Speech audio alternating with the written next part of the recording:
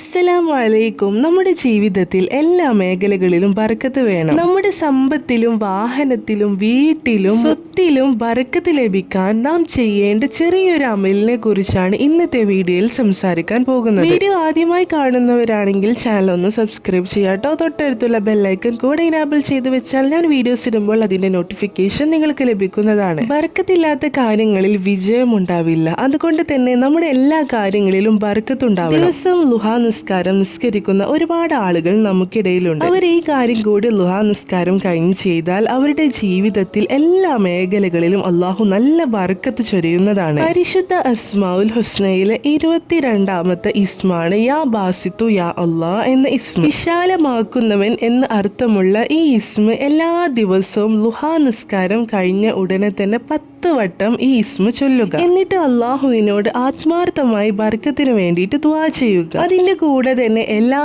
ദിവസവും രാവിലെയും വൈകുന്നേരവും സൂറത്തു ഇബ്രാഹിമിലെ 32, 33, 34 എന്നീ 3 ആയത്തുകളും എല്ലാ ദിവസവും രാവിലെയും വൈകുന്നേരവും ഓതുന്നതും പതിവാക്കുക.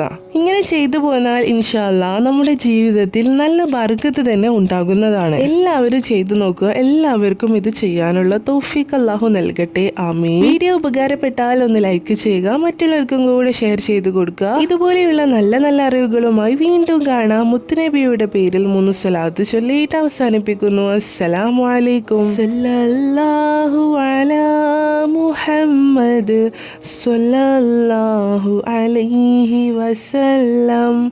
സ്വല്ലല്ലാഹു അലാ മുഹമ്മദ് സ്വല്ലല്ലാഹു അലൈഹി വസല്ലം. اللهم صل على محمد يا رب صل عليه وسلم.